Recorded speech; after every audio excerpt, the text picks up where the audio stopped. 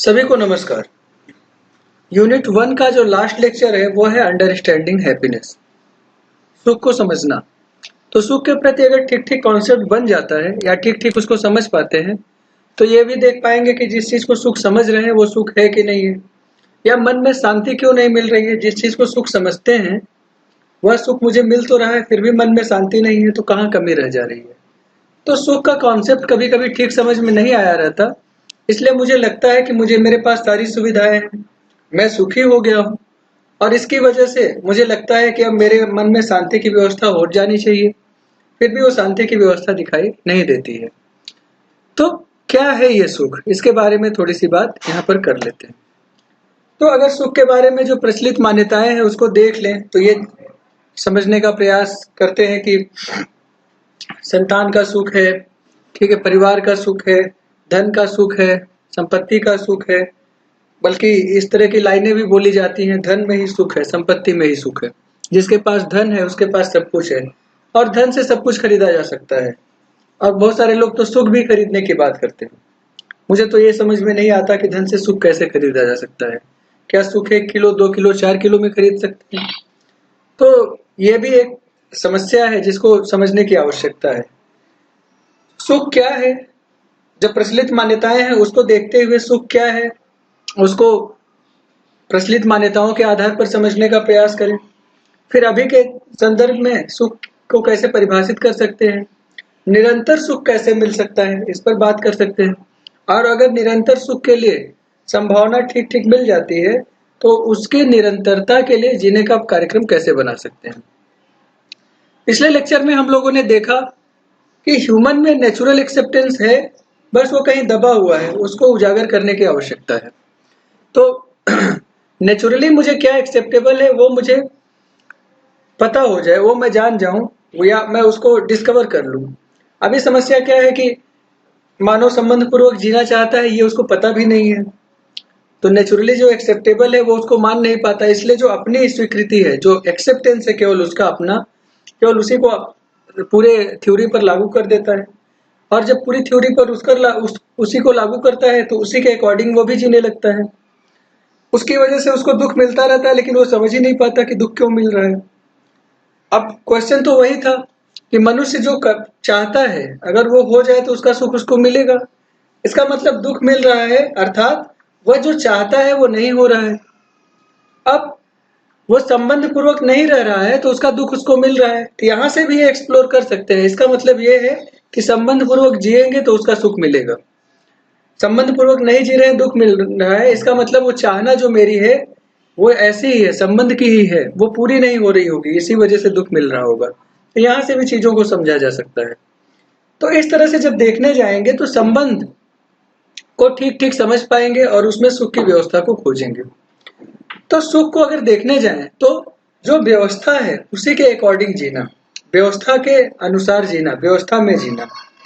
तो व्यवस्था में होना, अब व्यवस्था क्या है पहले उसको पहचानने जाएं तभी जी पाएंगे। जैसे एक व्यवस्था भी संबंध का मैं बता रहा था कि संबंध पूर्वक जीना एक व्यवस्था है।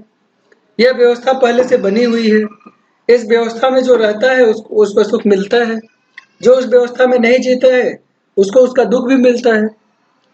तो इस व्यवस्था में ठीक ठीक जी पाए। व्यवस्था क्या है, अब उस व्यवस्था को धीरे धीरे और एक्सप्लोर कर सकते हैं। व्यवस्था क्या है, भावों का अपने में निहित होना, अपने में ठीक ठीक भाव आ जाए। तो जब मेरे में ठीक ठीक भाव होते हैं, विश्वास का भाव किसी के प्रति, तो उसके प्रति विश्वास का भाव लगातार बना रहता है।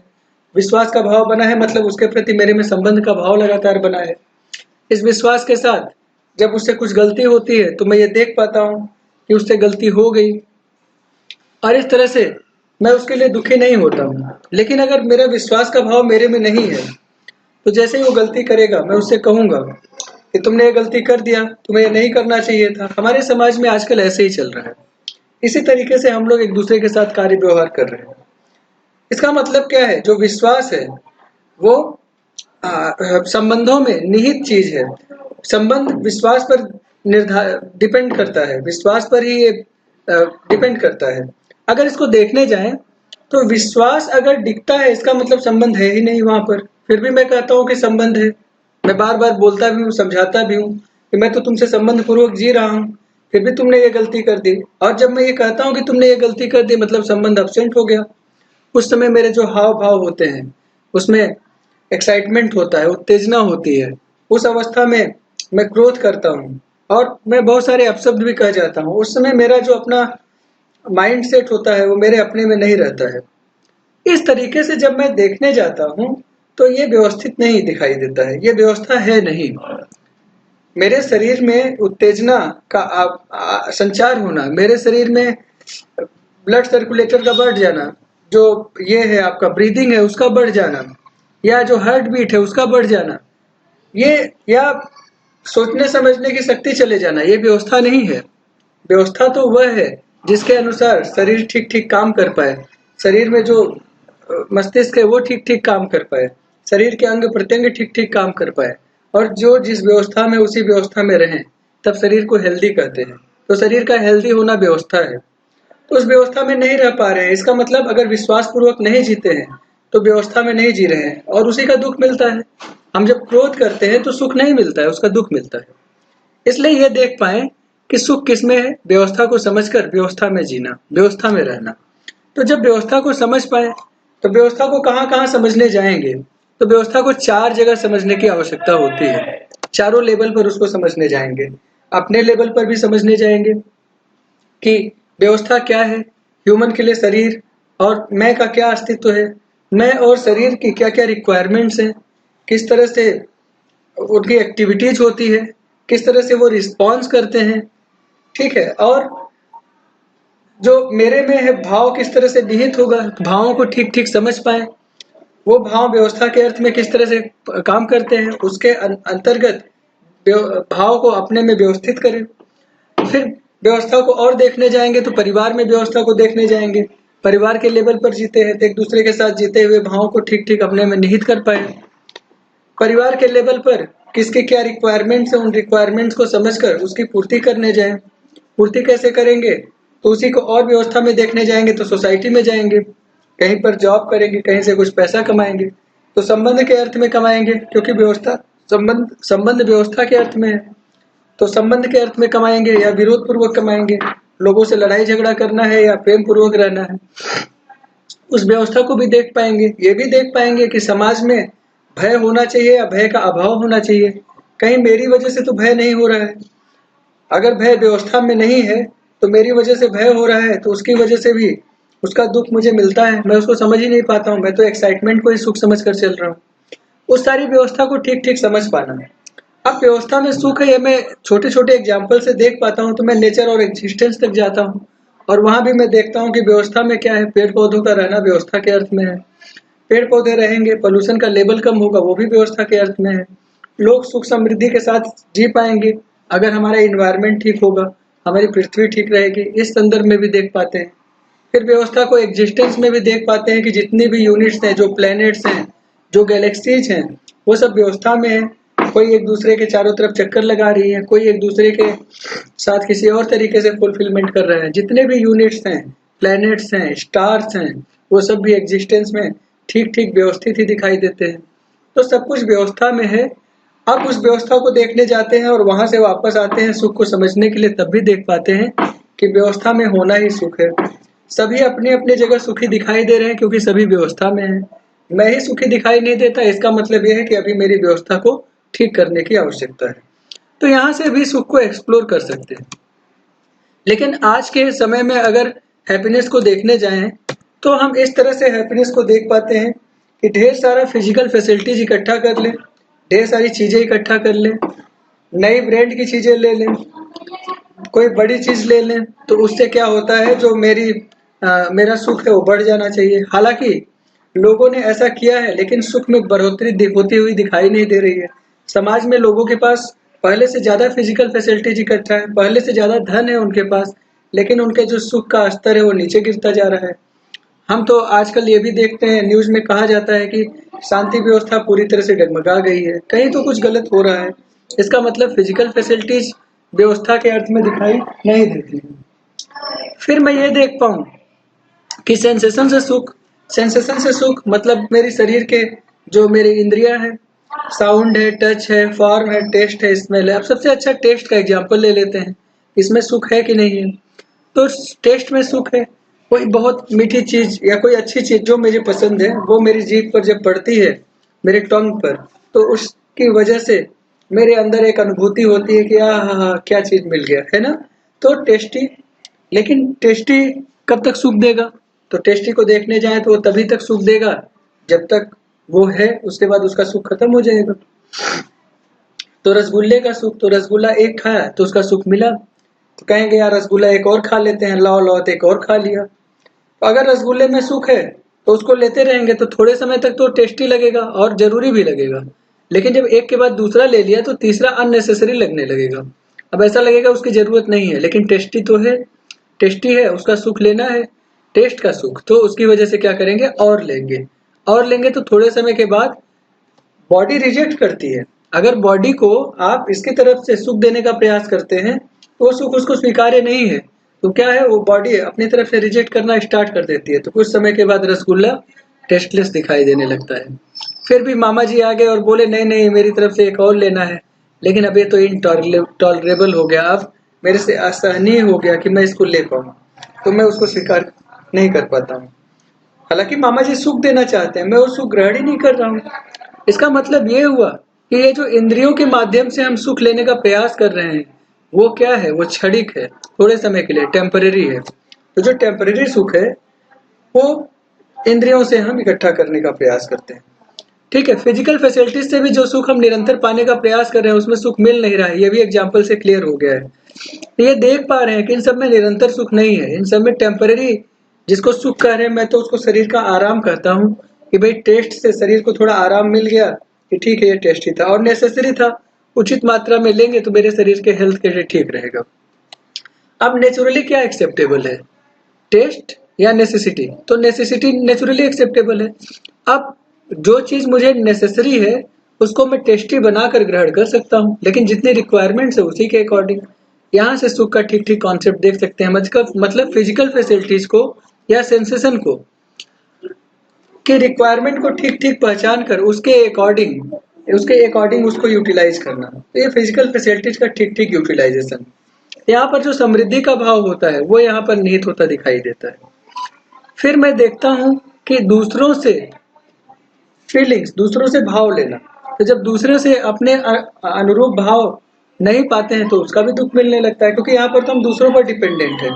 तो दूसरा मुझे अपने इशारों पर नचा सकता है। अब मेरा बेटा मेरा सम्मान करेगा तभी मैं सुखी होऊंगा, मेरा बेटा मेरा सम्मान नहीं करेगा तो मैं दुखी हो जाऊंगा। इसका मतलब दुख का सुख का ये जो कॉन्सेप्ट है ये भी ठीक दिखाई नहीं देता है। तो मेरा बेटा कभी मुझे सम्मान ही ना दे तो मैं हमेशा दुखी रहूंगा, लेकिन मैं तो सुख की खोज में निकला हूं, तो दुखी होने के लिए तो मैं नहीं बैठा हूं ना। इसलिए यहाँ पर यह भी समझने की आवश्यकता है कि ये भाव दूसरे से पाने की आवश्यकता है या मुझ में खुद में होना चाहिए। अभी जो प्रिवेलिंग नोशंस है हैप्पीनेस की वो तो यही दिखाई देती हैं कि फिजिकल फैसिलिटीज में सुख है, ठीक है, या जो सेंसेशन है उन सेंसेशन में सुख है, अपने अकॉर्डिंग सेंसेशन को चलाने में सुख है। अपने अकॉर्डिंग में नहीं चला रहा हूँ, ये सेंसेशन मुझे चला रहा है। यहाँ पर मैं ये देख पा रहा हूँ कि अगर जीभ पर रसगुल्ला बार बार नहीं पड़ेगा तो मुझे उसका दुख मिलता है। इसका मतलब ये है कि दुख मुझे मिल रहा है, भोजन तो मैं शरीर को दे रहा हूँ तो मैं परेशान हो रहा हूँ। ये भी यहाँ पर समझने की आवश्यकता है। इसी तरह से ये भी देख पाए कि दूसरे पर मैं डिपेंडेंट हो रहा हूँ, तो ये तो कभी कंटिन्यूअस हो ही नहीं सकता। तो कंटिन्यूअस सुख का जो आशा है वो यहाँ पर पूरी होती प्रतीत नहीं हो रही है। इसलिए कभी सुख मिलता है जो जिसको मैं सुख कहूंगा भी नहीं, है तो एक्साइटमेंट है, और कभी कभी उसका दुख मिलता है जो डिप्रेशन की तरफ ले जाता है। जब दूसरा सम्मान नहीं करता है और बहुत सारे समय तक मैं देखता हूँ कि वो सम्मान नहीं कर रहा था, धीरे धीरे वो डिप्रेशन की तरफ कन्वर्ट हो जाता है। ठीक है, तो ये जो दुख है वो डिप्रेशन में चला जाता है। इसी तरह से सुख का जो कॉन्सेप्ट है वो एक्साइटमेंट है। एक्साइटमेंट में दिमाग काम ही नहीं करता है। मेरे पास कोई नई गाड़ी आ गई, अब उस सुख में मैं गाड़ी की स्पीड इतनी बढ़ा देता हूँ कि मुझे पता भी नहीं चलता उसके नीचे कितने लोग आ गए। ऐसा भी हो सकता है, ऐसे एग्जाम्पल्स भी देखे गए हैं। इसलिए अगर हम देखने जाएं, ये जो टेम्परेरी एक्साइटमेंट है बस उतना ही है। ये तो एनिमल में होता है, वो भोजन करते हैं, जो उनके टेस्ट का भोजन होता है वही करते हैं, उसको पहचान सकते हैं, उसी के अकॉर्डिंग अपना निर्वहन भोजन से करते हैं, और उसको पाने के बाद उनका शरीर आराम में आ जाता है, वो सुख महसूस करने लगते हैं। और वो टेम्परेरी टेम्पररली जब उनको फिर भूख लगेगी तो फिर भोजन करेंगे और फिर वापस आराम से बैठ जाएंगे। ये देखने जाए तो वहां पर एनिमल में भी तो यही चल रहा है। एनिमल भी क्या कर रहे हैं, वो फिजिकल फैसिलिटीज से जब भी जो जरूरत की चीजें होती हैं उससे ले लेते हैं, उसके बाद फिर आराम करते हैं। तो वहां पर जो सुख का संचार है वो तो इसी के आधार पर हो रहा है। वही ह्यूमन में भी होता दिखाई दे रहा है। टेम्परेरी जो एक्साइटमेंट है उसी में वो सुख महसूस कर रहे हैं। इसलिए जो फेवरेबल सेंसेशन है उससे सुख लेने के, अच्छा दूसरा ये फेवरेबल फीलिंग भी दूसरों से ही लेने का प्रयास कर रहे हैं। इसका मतलब यह है कि सभी जगह से लेने का ही प्रयास हो रहा है। इंजॉयमेंट, फिजिकल फैसिलिटीज, इन सब का कंजम्पशन, ठीक है। दूसरों से फीलिंग, जो भी फेवरेबल फीलिंग हो उनको रिसीव करना। इस तरह से जब देखने जाते हैं तो हम टेम्पररली अनहैप्पीनेस, मतलब अनहैप्पीनेस से थोड़े समय के लिए दूर जरूर हो जाते हैं, उसके बाद फिर हम वहीं पहुंच जाते हैं। क्योंकि वो टेम्पररी एक्साइटमेंट हमारे में आता है तो थोड़े समय के बाद वो दूर हो जाता है। अब ये जो एस्केप है इसको अगर देखने जाएं तो हम वो जो सुख है उस सुख को मानकर हम ओवर ईटिंग कर लेते हैं, वो मेरे हेल्थ के लिए ठीक नहीं होता है। ओवर स्लीपिंग कर लेते हैं, वो मे भी मेरे हेल्थ के लिए ठीक नहीं होता है। गुटखा, टोबैको, अल्कोहल, ड्रग, ये सारी चीजें लेते हैं, वो भी मेरे हेल्थ के लिए ठीक नहीं होता है। इसी तरह से बहुत सारे नए नए तरह की गाड़ियां हैं जो मेरे शरीर को बहुत ज्यादा आराम देती है, वो भी मेरे हेल्थ के लिए ठीक नहीं है। बहुत सारी अलग अलग तरीके की बात करते हैं, वो सारी चीजें मेरे लिए ठीक नहीं है। और इन सारी फिजिकल फैसिलिटीज को देखो तो इनसे बात क्या हो रही है। खाने में सुख, मतलब शरीर के अस्तित्व, शरीर के बारे में बात हो रही है। सोने में सुख, ये भी शरीर के बारे में बात हो रही है। गुटखा, टोबैको, अल्कोहल, ड्रग और इसके अलावा जितने भी फिजिकल फैसिलिटीज है वो तो मेरे शरीर के आराम के लिए दिखाई दे रहे हैं। कोई भी ऐसा एग्जाम्पल नहीं है जो मेरे शरीर के आराम के बाद मेरे अंदर, मेरे में जो सुख और शांति की व्यवस्था करनी है उसके बारे में बात करें। ये सब शरीर को मिल रहा है। मुझे क्या मिल रहा है, क्या इससे मुझे सुख मिल रहा है? ये तो शरीर को मिल रहा है। तो शरीर में सुख किसको मिलता है? क्या शरीर में हाथ को सुख मिलता है, पैर को सुख मिलता है? किसको सुख मिलता है? ये सब कहते हैं, कभी कभी कहते हैं कि मन को सुख मिलता है। मन कहाँ है? मन तो शरीर के बाहर का भाग है। शरीर के बाहर नहीं, शरीर के अंदर ही कहीं पर है, लेकिन शरीर का भाग दिखाई नहीं देता है। शरीर मन के साथ कोई एग्जिस्टेंस में दिखाई दे रहा है। मैं शरीर के साथ हूँ, इसलिए सुख तो मुझे मिलता है।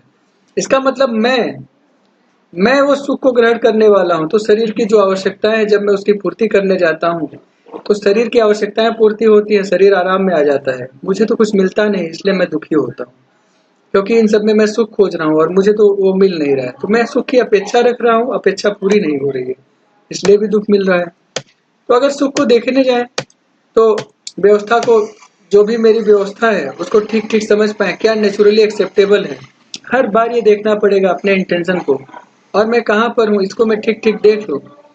तो अगर वो पूर्ति नहीं हो रही है तो उसका दुख मिलने की संभावना है। लेकिन मैं कहता हूँ अगर मेरे में ठीक समझ है, तो अगर ठीक समझ बन जाती है तो मैं इसमें डायलॉग चला सकता हूँ और ये देख सकता हूँ सुख में कमी क्या है, या जो मैं होना चाहता हूँ वहां तक मैं नहीं पहुंच पाया हूँ। तो मैं जहां तक हो गया हूँ उस यात्रा को मैं पीछे देखता हूँ तो मैं देख पाता हूँ कि मैं कहाँ से शुरू किया था, आज मैं किस स्तर पर पहुंच गया है, व्यवस्था को मैंने कहाँ तक समझ लिया है। जो कुछ पहले मैंने नेचुरल एक्सेप्टेंस को मैंने पहचाना था, उन सब के आधार पर मैं कहाँ तक जीने में पहुंच गया हूँ, उसका सुख मैं लगातार उठाता रहता हूँ कि यहाँ तक मैं पहुंच गया हूँ। उस यात्रा की वजह से बार बार मैं उसको याद करके उसका सुख मेरे में पहुंचता रहता है कि यहाँ तक मैं पहुंच गया हूँ। यहीं से उत्साह भी मिलता है कि ठीक है, या इस यात्रा में मैं यहाँ तक पहुंच गया हूँ और यहाँ तक जहां तक मैं पहुंच गया हूँ उसके आगे की यात्रा इसी तरह से मुझे पूरी करनी है। इसी उत्साह के साथ मैं अपनी यात्रा को और आगे बढ़ाता हूँ। तो नेचुरली क्या एक्सेप्टेबल है, पहले ये देख पाए जो कुछ व्यवस्था का भाग है, और अपने में लगातार डायलॉग करते रहते हैं। एक तो दुख होने के अवसर खत्म हो जाते हैं, हमेशा सुख बना रहता है कि इस डायलॉग के द्वारा कहाँ तक मैं पहुंच गया हूँ, और आगे और भी नेचुरल एक्सेप्टेंस को मैं डिस्कवर करता जाऊंगा और उसके अकॉर्डिंग मैं अपने आप की, मैं जीने का जो कॉम्पिटेंस होगा उसको और ठीक करता जाऊंगा और योग्य होता जाऊंगा, और योग्य होऊंगा तो उसका भी सुख फिर मुझे मिलता जाएगा। और ये सुख जो मेरे में होगा ये सहज होगा, ये मेरे में स्टेबल होगा, लगातार बना रहेगा। और ये जो लगातार सुख मेरे में बना हुआ है इसको दूसरे के भाव से प्रभावित होने की आवश्यकता नहीं दिखाई देगी। नेचुरली एक्सेप्टेबल क्या है? मेरा विश्वास दूसरों के, मेरे में विश्वास बना रहे। विश्वास की जब मैं बात करता हूँ तो मेरे में बना रहे। सम्मान की जब मैं बात करता हूँ तो मेरे में बना रहे। किसके प्रति? अपने प्रति भी, दूसरों के प्रति भी। तो जब दूसरों के प्रति विश्वास और सम्मान का भाव बना हुआ है, मैं उनकी कॉम्पिटेंस को ठीक ठीक आकलन करके उसी के अकॉर्डिंग उनके साथ बिहेव कर सकता हूँ। तो जब मैं इस व्यवस्था को देख पाता हूँ तो मैं ये समझ पाता हूँ कि उसका कॉम्पिटेंस कम है, इसलिए वो ठीक नहीं कर पा रहा है। चलो ये तो कोई बात नहीं हुई, यहाँ से भी सुख मुझे मिलता रहता है। कभी जरूरत पड़ने पर मैं उसके कॉम्पिटेंस को बढ़ाने में उसका सहयोग भी कर सकता हूँ उसकी। तो इस तरह से जब मैं देख पाता हूँ कि उसका भी कॉम्पिटेंस मैं ठीक कर सकता हूँ, लेकिन पहले अपना कॉन्फिडेंस तो मैं ठीक कर लूँ, तभी तो मैं दूसरे का ठीक कर पाऊंगा। तो दूसरे वाले में सिर्फ इतना ही कर सकते हैं कि दूसरे का कॉम्पिटेंस मेरे कॉम्पिटेंस की अपेक्षा कम या ज्यादा दिखाई दे रहा है। तो अगर कम दिखाई दे रहा है, ऐसी कंडीशन में उससे गलती हो गई, कोई बात नहीं। अगर ज्यादा दिखाई दे रहा है मेरा कॉम्पिटेंस, मैं देख पा रहा हूँ, अच्छा उसका कॉम्पिटेंस अगर ज्यादा दिखाई दे रहा है, फिर भी उससे गलती हुई है, तो मैं ये देख सकता हूँ कि वो योग्य तो है, लेकिन फिर भी कहीं ना कहीं कोई कमी रह जा रही है। उससे मैं सीख सकता हूँ कि ये गलती उससे हुई है, ये वाला मुझे नहीं करना है। और जो पॉजिटिव उसमें कॉम्पिटेंस है वो मैं ले सकता हूँ, वो ग्रहण करता रहूंगा। तो जो अच्छी चीजें हैं उसको मैं सीखता चला जाऊंगा। इस तरह का प्रयास मेरी तरफ से होता रहेगा, तो मैं लगातार सुख में बना रहूंगा। उसके लिए दुखी होने का कोई आसार दिखाई नहीं देता है। और मेरे पास करने के लिए कार्यक्रम भी रहेगा। इस कार्यक्रम के द्वारा फिर मैं ये भी देख सकता हूँ कि मेरा शरीर हेल्दी होना चाहिए, नेचुरली एक्सेप्टेबल है, तो ओवर ईटिंग से दूर जाऊंगा। वही चीज, उतनी ही चीजें खाऊंगा, वही चीज खाऊंगा जो मेरे शरीर के हेल्थ के लिए है। इस तरह से मैं अपने जो सेंसेशन है उनको ठीक ठीक उपयोग कर पाऊंगा। जो भी व्यवस्था में है उन सारी व्यवस्थाओं को ठीक ठीक समझ कर उसके अकॉर्डिंग मैं जीने जाऊंगा, जिसका एग्जाम्पल मैंने पहले भी लिया था। तो मेरा इंटेंशन अब एकदम क्लियर हो जाता है, और उसी के अकॉर्डिंग उसको ठीक ठीक समझ कर मैं अपने कॉम्पिटेंस में जैसा मैं होना चाहता हूँ वैसा मैं होने का प्रयास करता हूँ। और इस तरह से मैं ये देख पाता हूँ कि जब मैं इसको ठीक ठीक डिस्कवर कर लेता हूँ और इस व्यवस्था को मैं ठीक ठीक समझ पाता हूँ, तो मैं देख पाता हूँ कि नेचुरल एक्सेप्टेंस के द्वारा मेरे में सुख इंश्योर होने लगता है। इसलिए सुख क्या है? जो व्यवस्था के अर्थ में उसमें जी पाऊँ वही सुख है। तो state of situation in which I live, if there is harmony synergy in it, अगर वहां पर व्यवस्था है तो उस व्यवस्था के अकॉर्डिंग मैं जी पाऊँ, ऐसी जब स्टेट और सिचुएशन माइंड में आती है, इसी को हम हैप्पीनेस कहते हैं। लेकिन अगर हार्मनी डिसहार्मनी में मैं जीता हूँ, जैसा कि आजकल सोसाइटी में देख पा रहे हैं, तो वहां पर दुख दिखाई देने लगता है। तो नेचुरली एक्सेप्टेबल मुझे क्या है? तो किस स्टेट में रहना है? तो व्यवस्था में रहना ही नेचुरली एक्सेप्टेबल है। संबंध के अर्थ में और भी, भोजन के अर्थ में और भी, दुनिया भर के अर्थ में मैंने बात की है यहाँ पर। तो उसमें जब सुख में खोजने जाता हूँ और व्यवस्था को मैं ठीक ठीक समझ कर उसमें जीने जाता हूँ, तो वहां पर सुख दिखाई देता है, और यह सुख निरंतर दिखाई देता है। लेकिन अगर व्यवस्था नहीं है और या मुझे नेचुरली एक्सेप्टेबल नहीं है, जो मेरी चाहना नहीं है वो मैं करने जाता हूँ, तो उसका दुख मुझे मिलता है। इसलिए व्यवस्था में जीना ही, व्यवस्था में होना ही सुख है। इसको मैं ठीक ठीक देख पाता हूँ, और इसको मैं चारों लेवल पर ठीक ठीक देख सकता हूँ, क्योंकि जब मैं जीने जाऊंगा तो इन 4 लेवल की व्यवस्था को मुझे ठीक ठीक देखने की आवश्यकता है। ये चारों लेवल की व्यवस्था को ठीक ठीक देख पाऊँ, उसमें ठीक ठीक जी पाऊँ, तो सुख में कंटिन्यूटी लगातार बनी रहेगी। इसी के लिए प्रयास करना। तो हमारा प्रोग्राम क्या होना चाहिए? पहले इन चारों लेवल की व्यवस्था को ठीक ठीक समझ पाए, और इन चारों लेवल की व्यवस्था को समझ कर इन्हीं चारों लेवल की व्यवस्था में ठीक ठीक जीने जाए। व्यवस्था को ठीक ठीक समझ पाएंगे तो नेचुरल एक्सेप्टेंस क्लियर होगा, उसके आधार पर लगातार वेरीफाई करते जाएंगे और उसके अकॉर्डिंग जीते जाएंगे। सही समझ बनती जाएगी, सही भाव आत्मसात होते जाएंगे। भाव सही क्या क्या होते हैं उसके बारे में चर्चा करने के लिए यूनिट 3 में ट्रस्ट, रिस्पेक्ट और बाकी के जो जस्टिस का, जो justice part 1, justice part 2, unit 3 में ये 4 जो लेक्चर्स हैं, वीडियो लेक्चर्स, उनको आप देखिए, वहां से भी ये सही भाव अपने में निहित होते समझ में आने लगते हैं। उसके बारे में भी चर्चा कर सकते हैं। तो अगर समझ ठीक नहीं है, समझ व्यवस्था के प्रति समझ सही सही नहीं बनी है, तो कोई परसेप्शन ही नहीं बना पाएंगे। तो कुछ भी किसी ने कह दिया, वहां से उसके अकॉर्डिंग चलेंगे, अपने विचारों में वही ले आएंगे। तो प्रपोजल जो जहां से जाना है वो प्रपोजल प्री कंडीशनिंग से आएगा या सेंसेशन से आएगा। तो संबंध के अर्थ में तो कोई प्री कंडीशनिंग या सेंसेशन से आजकल के बारे में बात तो की नहीं जाती है। आजकल जो बातें सोसाइटी में हम देखते हैं सुविधाओं के आधार पर, तो जब भी ऐसी कोई परसेप्शन नहीं बनाएंगे और दूसरों से मिली हुई परसेप्शन को अपने विचारों में चलाएंगे, तो उसकी वजह से क्या होगा? फिजिकल फैसिलिटीज के ऊपर डिपेंडेंट रहेंगे, तो संबंध है नहीं, इसकी वजह से भी सुख नहीं मिल पाएगा। और सुविधा में तो सुख है नहीं, ये हम देख पा रहे हैं। सुविधा में भी दरिद्रता दिखाई दे रही है, उसको इकट्ठा करते जा रहे हैं लेकिन सुख मिल नहीं रहा है। इसलिए अभी जीव चेतना में जी रहे हैं, एनिमल कॉन्शियसनेस में जी रहे हैं। ठीक है, तो जो भी हम कार्य व्यवहार करेंगे वो उसके वजह से मुझे दुख ही मिलेगा, उसका सुख मुझे मिलेगा नहीं। यहाँ पर जब विदाउट राइट अंडरस्टैंडिंग जाते हैं तो बहुत सारी समस्याएं हैं। एक तो मेरे में अहंकार होता है कि मैं सब कुछ कर सकता हूँ, मैं भगवान हूँ, मैं स्पेशल हूँ, मेरे जैसा और कोई नहीं, तुम्हारी इतनी हिम्मत, मैं देख लूंगा तुमको। ये सारी चीजें होती है, एक तो अहंकार का भाव। ठीक है, और दूसरे जब मैं अहंकार में आ जाता हूँ, स्पेशल हो जाता हूँ, तो दूसरा किसी लायक नहीं, तो तुम मेरे सामने क्या हो, मैं तुम्हें मिलता हूँ, आओ बेटा आओ, अरे छोड़ो, तुम्हारे में तो कोई दम ही नहीं है, इस तरह की बातें होने लगती हैं।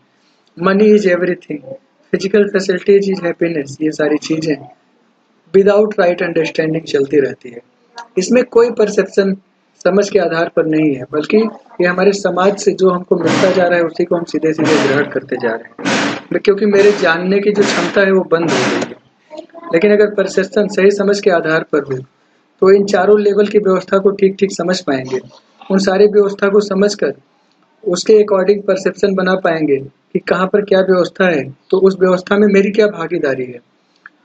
और जब ये मैं देख पाता हूँ तो मैं अपने विचारों में चलाता हूँ, प्रोग्राम बनाता हूँ कि जीना कैसे है, और फिर मैं जीने जाता हूँ तो संबंध और सुविधा को ठीक ठीक समझकर व्यवस्था में अपना योगदान देने के लिए जाता हूँ, वहाँ पर जीता हूँ। जब मैं जीने लगता हूँ तो मेरे विचारों के इच्छा विचार आशा के आधार पर मेरा शरीर एक्शन करता है, तो मेरे शरीर के द्वारा दूसरे को मेरे अपने अंदर ही उभय सुख और उभय समृद्धि की व्यवस्था दिखाई देती है।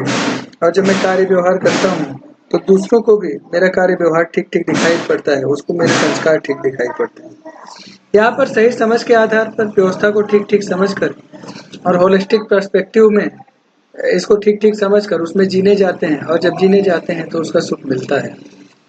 इसलिए जो सुख है, सुख का जो कार्यक्रम है वो व्यवस्था को पहचान कर उसमें जीना, व्यवस्था के अकॉर्डिंग जीना, व्यवस्था में होना ही सुख है।